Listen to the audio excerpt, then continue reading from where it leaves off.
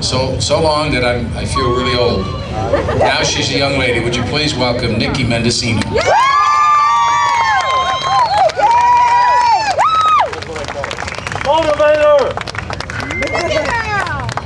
A special thank you to Sergeant Artie Mahler, Gary Scheffmeyer, and everyone at Rolling Thunder for inviting me to be here with you again this year for my 9th year. The first and most important thing that I want to say to every one of you here who has ever served our country is thank you from the bottom of my heart and welcome home.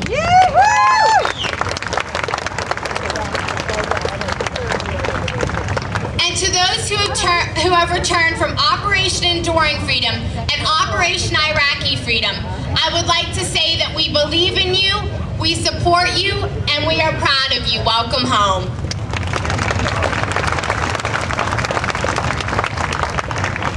One month ago, I attended the homecoming of Staff Sergeant Keith Matthew Maupin, and although it was not the outcome that we all had prayed for, I realized that Mr. and Mrs. Maupin have proven to us that we must continue to light the way home.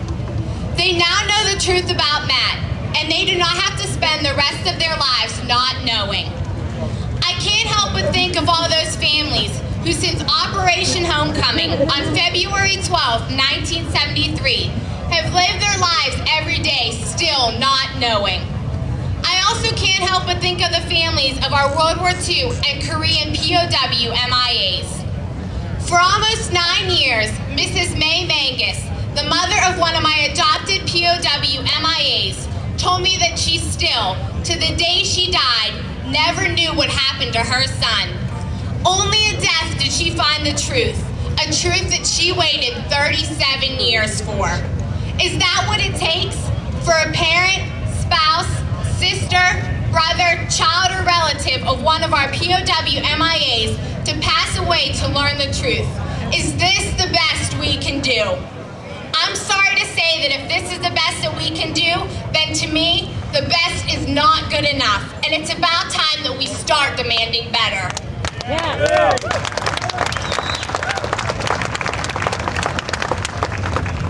Every single president from 1973 up and including the one today has had the capability, the influence, and the power to hold accountable each and every country that we have members of our military still listed as prisoner of war or missing in action. Not one president or administration from that time till today has had the courage to stand up and demand the return of those listed as POW MIAs. I think it's almost safe to say that no matter who our next president is, they won't possess that courage either.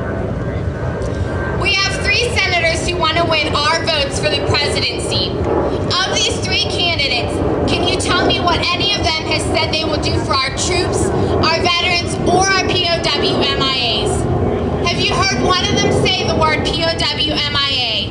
Did any of them mention the name Matt Maupin? So once again, for the next 4 to possibly 8 years, are we going to have another person in the White House, as we have since 1973, who does not possess the courage to stand up and do what is right for our troops, our veterans, and our POW MIAs? Something tells me that if our POW MIA and veteran families would have been pumping millions or billions of dollars into the political parties and campaigns from 1973 to today, that our POW MIAs would have had a fighting chance to be brought home. Is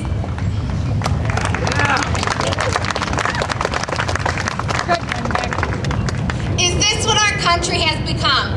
That the only way we have a voice, or the only way that we can get something accomplished, is to buy off a politician or a political party?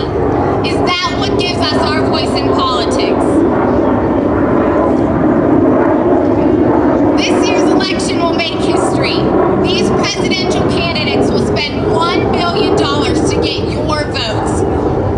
Is this the best that we can do with $1 billion? $1 billion to elect someone, even though we have no idea what they are going to do for the men and women who put it on the line to defend our country. $1 $1 billion to have 4 or possibly 8 years of still not knowing the fate of our POW MIAs. $1 billion to have our veterans still fighting for the benefits they have earned by serving our nation. $1 billion to have everyday people not able to fill their gas tanks, and $1 billion to get the same meaningless promises. We have heard it all. More jobs, better technology, health care for everyone, better schools and lower gas prices, and the list goes on and on. But I have to ask, aren't these 3 candidates United States elected officials right now? Isn't it their job to do these things now? Isn't that what we elected them for? If they have the ever-saving solutions, isn't it their responsibility as an elected official to implement these ideas now? Or is it only when you become president that you get anything accomplished? This is in no way a shot at any president, candidate, or political party. This is a shot at every single member of an administration, every single president, and every single person involved with our government from 1973 to today who did nothing. One of the most important things that I've learned in these past 9 years is that this is our country, and I don't know about you, but this isn't good enough for me. Our military has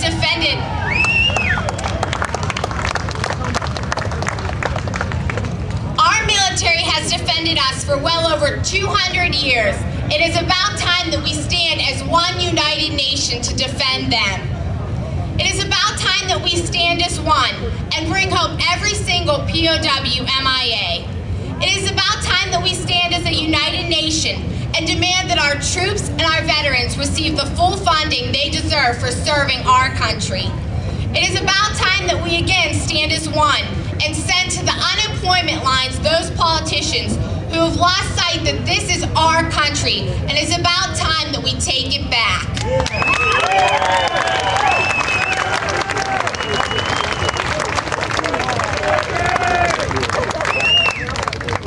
By the grace of God, I will make it to the White House.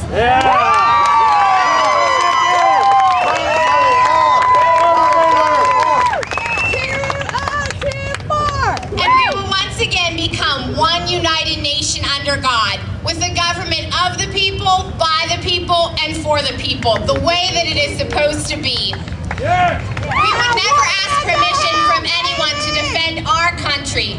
Our military would be paid what they deserve for defending our nation.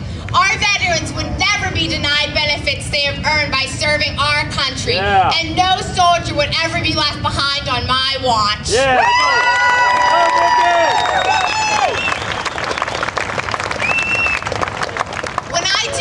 Here to Washington, I will never, ever be labeled a politician, because my focus will always be our veterans who have kept our country free, the American workers who have kept our country strong, and our troops that are keeping us safe. No matter what, I will always do what is right for America and her people, and I will continue your mission until every single POW MIA is brought back to the United States where they belong.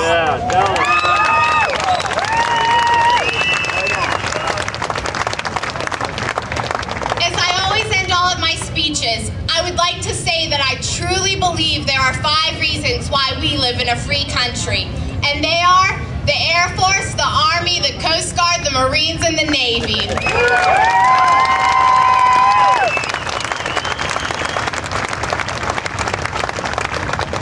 They have made this the greatest nation in the world, and because of them, I'm one proud American.